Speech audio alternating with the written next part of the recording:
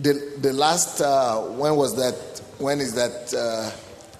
Is it Thanksgiving when God appears to you? What was On the Day of Atonement. the atonement? The Day of Atonement. The Day of the Atonement. День искупления. Вы говорили, что Бог явился вам в день искупления. And this last November, right? Yes. Это было в ноябре, September. This last в сентябре прошлого года. And showed you something about Russia and the Ukraine. Yes. И Бог показал вам что-то о России и Украине. Пожалуйста, поделитесь этим. For the past 14 years, на протяжении последних 14 лет, on the Day of Atonement, Jesus Christ comes. А в день искупления Иисус приходит. And He'll tell me some of the things that'll happen in the future. И Он говорит мне, некоторые приходят ко мне, являются мне, и Он говорит мне некоторые вещи, которые произойдут. This past Day of Atonement, и вот в этот прошлый день искупления, here's what I saw. Вот то, что я видел. I saw what I thought was a cave in Russia. Я видел в России как такая клетка. And out of this cave came a bear. И из этой клетки вышел медведь. A big red bear. Такой большой рыжий медведь. It had a young body. И у него было такое молодое крепкое тело, but an old face. Но очень старое лицо. And it was very aggressive. Он был очень агрессивный, этот медведь. Looking for somebody to attack. Он искал кого-то, кого можно атаковать, на кого напасть. So I said, Lord, who is this? Я сказал, Боже, а кто это? And He said, look again. Он сказал, посмотри еще раз. So I looked at the cave. Я еще раз посмотрел на эту клетку. And the cave was the mouth of a pipeline, an oil pipeline. И клетка это была как такой cave. The cave. Пещеры. Это были как пещеры. Now it's no longer a cave. Старые пещеры, где уголь добывали. Этот медведь выходит как бы из пещеры, да?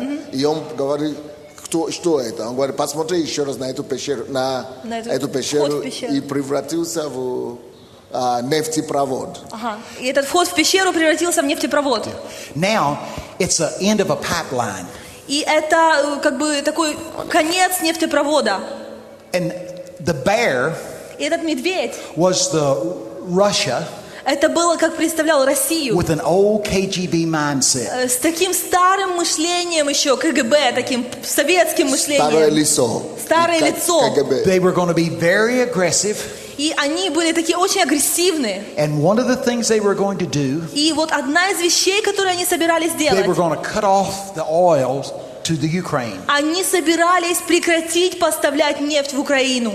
See, this is before it happened. И это я видел, Иисус показал мне это до того, как это произошло. I wrote it in a book before it happened. И я вообще даже в книгу это успел написать до того, как это произошло. It's the devil trying to start a war. Это дьявол, который пытается начать войну. Because the devil sees what's happening. Потому что дьявол видит, что происходит. He sees the church of God arising. Он видит, как церковь Божья восстает. So he's trying to do everything he can to stop it. Поэтому он старается сделать все, что только может, чтобы остановить церковь Божью. In the book I wrote, we need to pray much for the Ukraine. И в книге, которую я написал, я пишу о том, что нам нужно сильно молиться об Украине. That God would protect them. Чтобы Бог охранял Украину. So that nothing could hinder this coming revival. Чтобы ничто не могло помешать тому великому движению, которое грядет.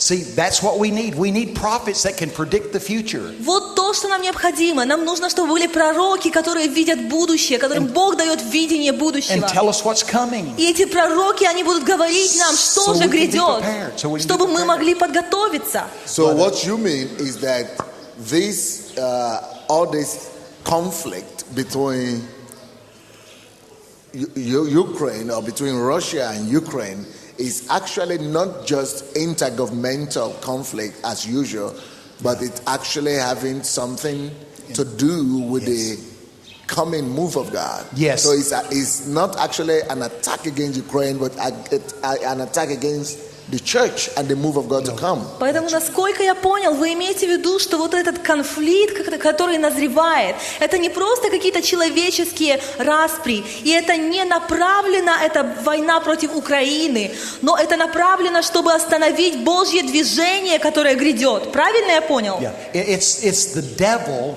trying to stop the move of God. Да, это дьявол, который пытается остановить Божье движение. If you study history, Если вы изучите историю, many times the devil could use politics and religion очень часто вы увидите, как дьявол использовал политику и религию, to try to stop the move of God. чтобы стараться остановить движение Божье. For example, the Sanhedrin and Pontius Pilate. Например, как Понтий Пилат. Remember them? Помните? They loathed one another.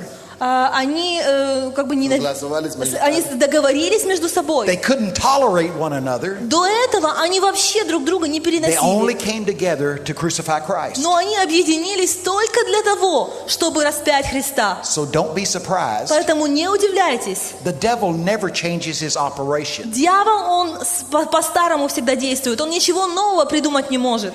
Do you understand that? Понимаете, да? Он использует He старые still методы. uses forces that are available to him. Он использует все старые методы, которые он может только. Religion and politics. Религию и политику. But God's got weapons against all of that. Но у Бога есть оружие, есть рычаги против этого всего. You know who that is? It's you. И знаете, кто эти рычаги? It's Кто the это people- Божье it's the оружие? people of Это God. ты. It's Каждый the из people вас. of God. Yeah. You have power to pull down these У powers. вас есть сила, чтобы принести это Божье движение. One of the ways is vote them out of office. One of the ways is for the Christians to take a stand, to vote and to. Один из путей, как вы можете оказывать влияние, это вы можете встать за свою страну, вы можете голосовать, избирать правильных людей. Гражданская позиция. Вы можете занять свою гражданскую позицию. We're going to have to be more active than we are. Нам нужно стать более активными, чем мы уже есть. We can't just be active in church. Мы не можем просто быть очень активными в церкви. We have to be active out in the culture. Нам нужно также быть активными и занять гражданскую позицию в своей стране. We're the salt of the earth. Мы соль земли. But if the salt loses its savor, Но если соль потеряет свой it's вкус, worthless. то она бесполезна. So be salty. Поэтому будьте Be солеными, effective. будьте эффективными. It doesn't take much salt И не нужно много to соли change the taste. для того, чтобы изменить вкус еды. So be salty. Поэтому будьте солеными. Affect the people you're around. Влияйте на людей вокруг вас. Stand up and be counted. Станьте твердо. Don't be quiet. Не будьте тихими. You're in the kingdom for such a time like this. Вы в царстве именно для такого времени, как это. Be like Esther in the Bible. Будьте как Еспирь в Библии. Stand up and approach the king. Восстаньте, встаньте перед царем твердо, You'll find favor. и вы найдете благоволение во глазах царя. That's true. Это правда. You know, this is a big confirmation to me. Это большое подтверждение для меня. Я по-русски сейчас скажу, ты будешь переводить ему. Что вот это конфликт, который между Украиной и Россией, что это не просто межгосударственный конфликт, как обычно. Это дьявол, действительно, на самом деле направлен этот конфликт не настолько против Украины как государства, а против движения Божьего, которое должно выйти с Украины. И подтверждение. Это такой конфиденциальная информация. Короче, наш президент Ющенко созвал определенное количество людей в стране, которые имеют влияние, и говорит им, что наши СБУ, наши контрразведки перехватили информацию определенную, в России, поэтому он не воспринимает их. И эта информация говорит, что если Россия что-то не сделает побыстрее, чтобы остановить евангельское протестантское движение в Украине, что Россия навсегда потеряет Украину. И это большая проблема. Тише. Вам надо понять, что это не время хлопот, это большое время. Вы поймете, с чем связаны все наши проблемы, когда я сейчас скажу. Это, чтобы вы поняли, и начали молиться, особенно лидеры и пасторы, чтобы мы поставили это под серьезные молитвы. То есть это государство, это когда целое государство, целые механизмы государственные хотят уничтожить какую-то церковь. Короче, и этот наш Ющенко говорит. И он созвал людей и говорит, передайте пасторам, передайте церкви, пасторам, предупредите, и чтобы, потому что это же проблема, политиков. Это не говорит о том, что Россия плохая. Это просто речь идет о тех, которые сейчас у власти. Вы знаете, люди же, страна неплохая, люди неплохие, но вот правители, вот люди, которые ответственны, они слушаются каким-то все равно духов, хочешь не хочешь. Точно как наша украинская власть тоже меня атакует. И это же не будет просто так. Вот, короче, что случилось? И вот они перехватили эту информацию, и он передал, что передайте пасторам, чтобы были осторожны. А потом наши пасторы, они, которые были арестованы в России сейчас, которые ездили туда, проповедовали, и некоторые вырвали. И эти ФСБ, или как у них, которые арестовали, они говорят, что вот, они то же самое сказали фразу, то есть полковник, генералы, которые их собрали, задавали им вопросы, закрывали их, и то же самое, и говорят, что мы сделаем все, чтобы вот эти протестанты, чтобы с Украины, чтобы вас, короче, они считают как враги. Но это же заблуждение, не потому что, они же верят искренне в это. Что они говорят? Они говорят, что протестанты – это агенты Америки. Что Сандей посажен здесь, от американской ЦРУ. Это, они действительно так думают. То есть, как мирские люди думают. Просто это не их вина. Это просто как люди думают. Они же тоже ставят своих людей везде и так далее. И говорят, что через религию решили захватить украинское, американское влияние сюда. И поэтому то, что сейчас происходит, некоторые наши братья и сестры, к сожалению, настолько наивные, они думают, что это только King's Capital, или это просто кризис и так далее. Оно намного более глубже, чем это. И договоренности идут на высокие уровни. Не только Россия. Россия договаривается с определенными политическими силами украинскими. И определенные договоренности. Решите этот вопрос, и мы вас поддержим на президентские выборы. Поэтому, когда некоторые наши становятся оружием еще в руке дьявола, они думают, что мы только сплетни распространяем, или мы просто хотим какую-то правду, свою маленькую. Они не видят общую картину, они не видят.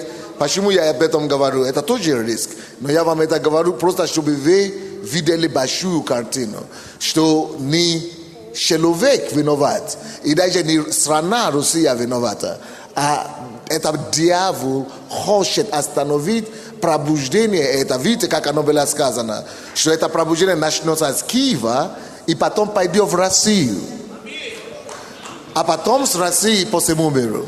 То есть дьявол боится это пробуждение и не хочет, чтобы это пробуждение дошло до России.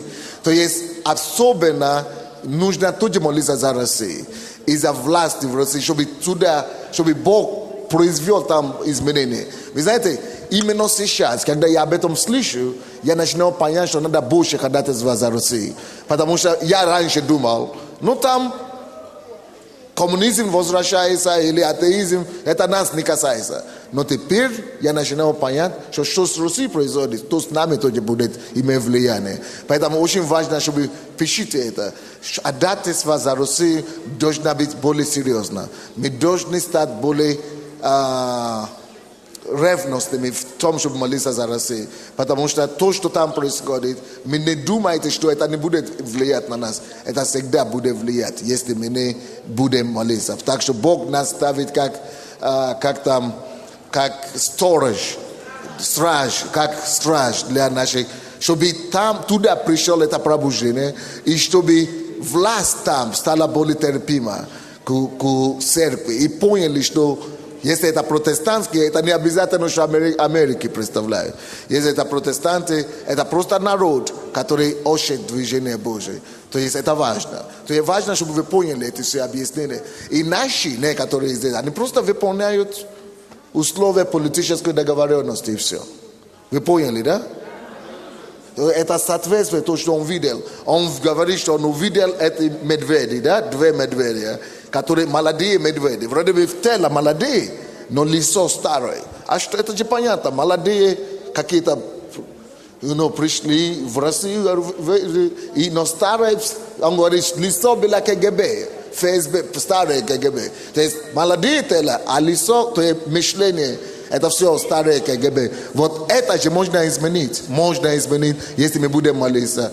Помните, когда все возможно Богу. Бог же развалил коммунизм. Значит, Бог может и там остановить это нашествие прошлое и принести новое там движение Божие. Amen. Amen. Аминь. I'm telling you, we're in the kingdom for such a day like this. Я говорю вам, что мы находимся в царстве именно для этого дня.